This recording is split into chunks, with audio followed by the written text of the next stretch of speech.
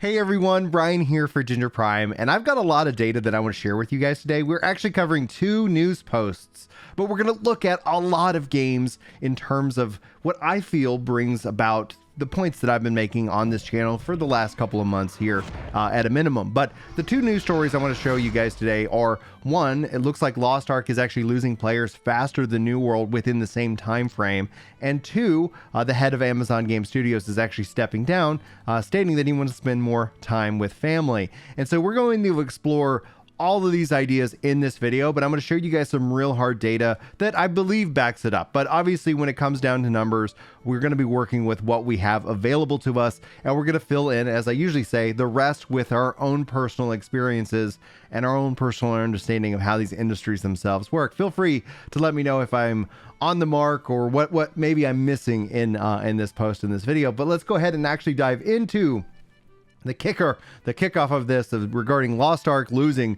more players than New World within the same time frame. Now, this was posted over on Amazon's own Reddit, which talking about historical paper posted this, and we're seeing the graphic chart here. Now, he breaks down what he did to generate this data, where it's coming from. You can go look at it, validate for yourself at its core. But typically speaking, and I'm going to highlight this, we're seeing with Lost Ark being in the red and with New World being in the blue, ranking over the first 50 days, and the base off the player drop looking at these lines. This one has a sharper curve.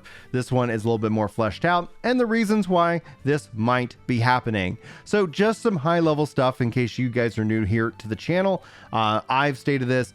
I don't believe in the CCU number as the be all end all of gaming. And that's because up until recently, that wasn't the metric that we used to measure games' success. Now, people counter my view on this specifically, saying that CCU is incredibly important for these online games and online communities. And I would go and say it's important, but it's not as important as gaming communities tend to inflate it. And I think that actually changes the narrative. And one of the things I feel, and or at least believe, is that as gamers, we've been hijacked by algorithms. And these companies know this. They know that talking about CCU is a great generator of engagement, which feeds the algorithm, which helps people make money online. And so that's why when I see these CCU posts, I get personally annoyed, and it causes me, guess what, to engage with it. So yes, let's call an apple. It's a part of this. I'm a part of that problem. And hopefully I can figure out a way to help educate at the same time, while not necessarily causing people to be infuriated, because essentially fear and anger are the best ways that get us to engage. And that's why I feel that we've been hacked as a society. But within gaming culture, I feel that that is very true overall. But I would say with these numbers, it doesn't matter if the game is fun for you. Like, that is the story. Like, hey, I'm having fun. I'm playing with my friends. Turns out, what I've been saying for a long time is that we've seen MMOs evolve as we go into this new third age of the MMO, is becoming more seasonal based games. You play this game and maybe another game, or maybe a handful of games that you tend to cycle your way through. This used not to be within MMO culture the way of things. Typically you only played one game. I've done that. I've played one game, and that is essentially the one and only thing I've played. But overall and over time, that becomes unsustainable, and it doesn't make sense for you to play a game as hard as you do at the start of the game versus 1 month in, 3 months in, a year in. So what you tend to find is that you have these seasonal spikes. And what we've seen by that, like if we literally go over here into stream charts, I've been using this to be able to drive a lot more data, a lot more reports. Like we could go look at League of Legends. Now, obviously the caveat here is that these games, and this is talking about viewership and not actually people playing, but there is a correlation, as I hit the mic, there is a correlation between engagement in social media and people who are actively consuming and creating the game. It also helps as a way of getting people to have that cycle, that seasonal kind of, coming in and out of games. It ends up kind of going hand in hand. That's why it was weird to see, like, it's weird to see companies crack down on content creation. It's understandable from a legal perspective, but it's left in a gray space because everybody is kind of benefiting from it until they're not. So like looking at League of Legends, looking at Valorant, like looking at these terms, these things are bouncing up and down just at a historical level, at a high level. Fortnite just released a new update. We're going to see that their March numbers are going to go back up. It goes up, it goes down. Especially World of Warcraft is more relational to the games that I play. I'm not a World of Warcraft fan, but you could see here with their latest raid, all of a sudden increases overall within viewership, despite all the stuff that's happening within World of Warcraft. Also globally ranking really well still on Twitch and still in engagement. So yes, maybe a part of that is anger clicks in that regards, but it's still listed right there. Let's go look at Lost Ark overall. Massive amounts of growth, even on the platform that where it was growing. We'll see this dip down, and then as they release the new content and more, we'll start to see that kind of grow. And you could see here just from the chart alone, looking at Lost Ark, doing well, getting excited, having some peaks and some bumps, and then obviously the biggest spike in terms of it, and then it just kind of naturally going into its own slide. Let's talk about Final Fantasy 14. You can see here with the peaks and the highs and the lows. If you think of every patch cycle in and of itself as a season, you'll start to see these things. And right now, Final Fantasy 14 is trending upward, and we're going to see, and I've got some theories about where that's going to go. Hopefully you guys look forward to that video. Also speaking, if you're looking for somebody to do Final Fantasy 14, Preach at Pyromancer. They're crushing it right now. New World, let's go take a look. They had a massive amount of spike, big growth all the way through October, and right now it's been, in terms of viewership, decline. We also see in this regarding the CCU, but we're still seeing active people playing and active people streaming it. So ultimately what will be interesting to see is in New World, and what we see within Lost Ark is that in terms of his story, what is their seasonal model? What does that kind of repeated loop look like? And World of Warcraft could offer essentially kind of that, where it's like, yep, we've got our content drops, and then we have kind of the off season back and forth, and just the sheer amount in terms of World of Warcraft, massive, representing 2% of all Twitch right now. So that's one of the reasons I wanted to talk about this specifically, is that the CCU is this red herring. It's important to have players playing in these games, but what it does is it kind of changes the narrative and how we think about these games, in terms of if you're scared about jumping in, then you have this aspect of like, if the game's in decline, maybe now, or maybe you'll end up waiting and seeing what ultimately happens. And there's nothing wrong with that mentality, because if you're going to invest your time in a game like Lost Ark, in a game like Final Fantasy, in a game like World of Warcraft, you want to know that that time isn't going to necessarily have that rug's not going to get pulled out from under you, because we've seen that happen within the MMO space time and time again. The other aspect is that, you could theorize like, bots, the pay to win mindset that people are getting fatigued with, and that's kind of the thing that's really like unfortunate in terms of the narrative when it comes to these games and pay to win, where like that's what we were talking about early on. And then it's like people telling us it's not pay to win. It's not pay to win. Well, it's like it is if that's your definition of winning, and that's where I always end up defaulting. I've seen people label games that kind of made me do a double take. I'm like, what? You think that's pay to win? Because of a certain aspect of the game, and for them, that's what winning is. So when it comes down to what is your win, what is your definition of that, and if you have to pay to achieve that, then easily becomes pay to win.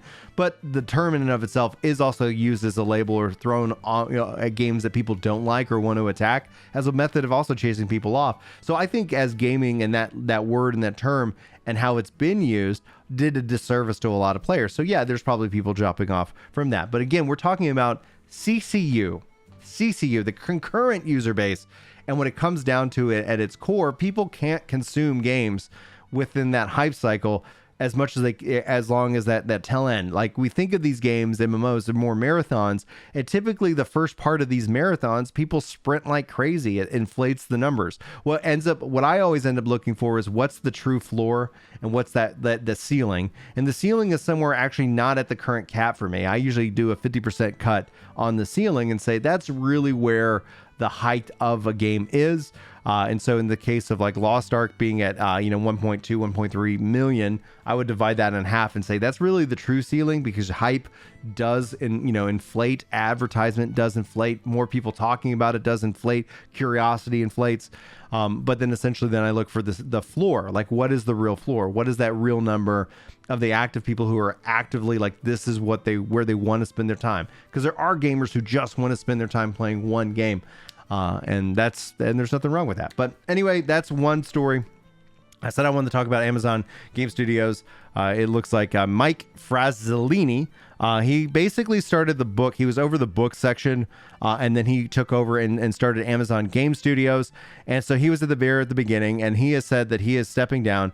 Now, the article goes on to say our recent successes with New World and Lost Ark are the result of a long-term customer-focused vision for games that we help establish. And we're very grateful for all his contributions and wish him the very best. When it comes down to stories like this, you actually have two things that are going on right now in this space. Like if you actually go and peruse the entire article, it does talk about like the drop in concurrent players that we were just kind of talking about.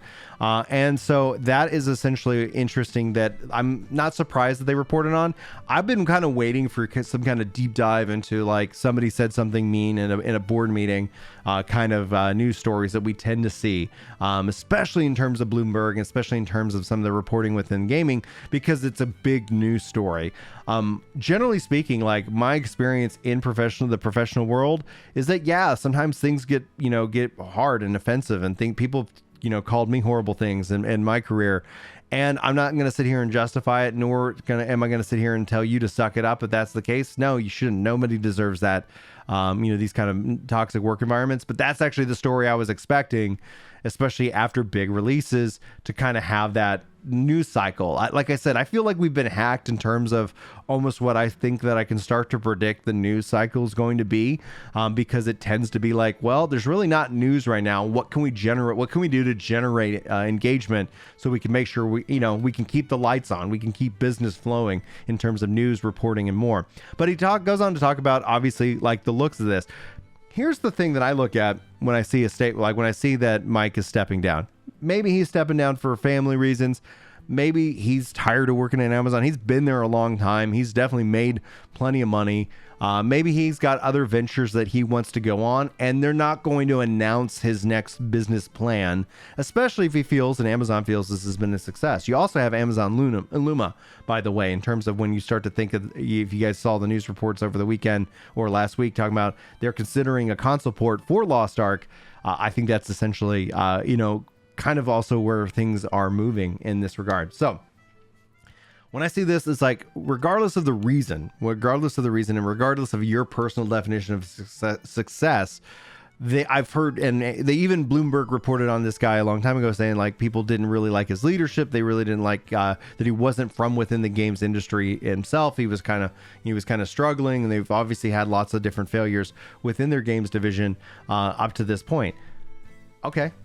Like, I feels like I don't really know that it matters why he's leaving. What really matters is who's going to pick up and take over.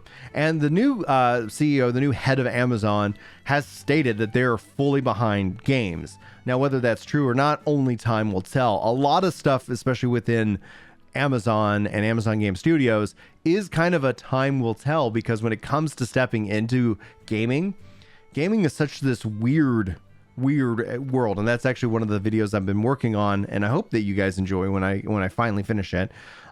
It's this weird world that like you kind of have to suffer a lot before you're finally accepted as having gone through this like suffrage period, because we have these real relationships, these deep personal connections to studios, to IP and more. And Amazon's going about this completely differently. So like if we were going to give Mike credit towards anything, when you compare it to somebody like Google stepping in the space, Google made a platform, Amazon's making a platform, but they're also making IP. And I think that's going to be one of the key differences between whether Google's a success and Amazon's success, is that they have IP that people actually either care about or are interested in and more. But developing IP is hard. And one of the things that ultimately still shocks me to this day is that we haven't seen Amazon actually acquire other bigger studios. They just acquired MGM. They've got money for days. Same thing with Google.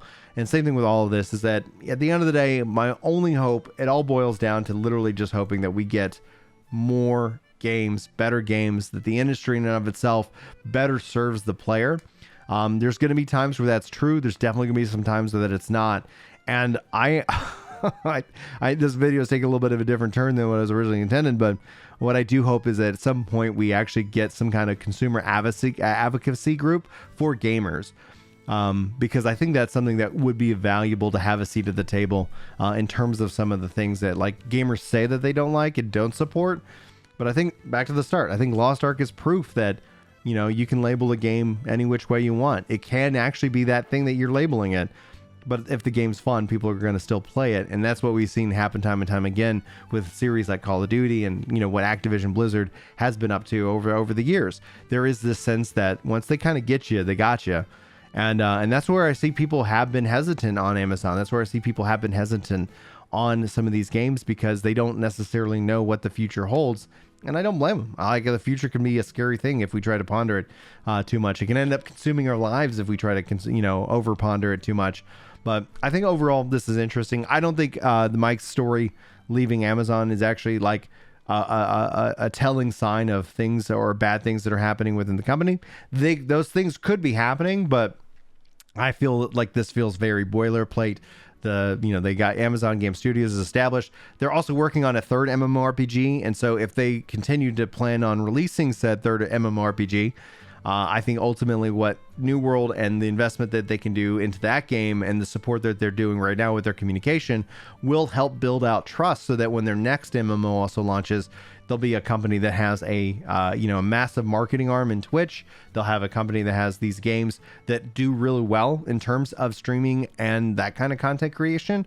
And then ultimately, I guess they're going to either keep rinsing and repeating that model, or we're going to see them expand out and acquire more IP with obviously what the Microsoft model is doing in terms of acquisition. Anyway, guys, hopefully you enjoyed this video. Hopefully you enjoyed this discussion. Lots to think about, lots to ponder on, and I look forward to hearing your thoughts as well. Hopefully you guys have a great day. Thanks for being here. Hopefully I'll see you in my next video. But until then, take care. Yeah. It's time to chill out on the couch and read some comments. That's right. You know me when it comes to Destiny. I'm off with a clan, and I'm glad you're feeling better. Oh, yeah.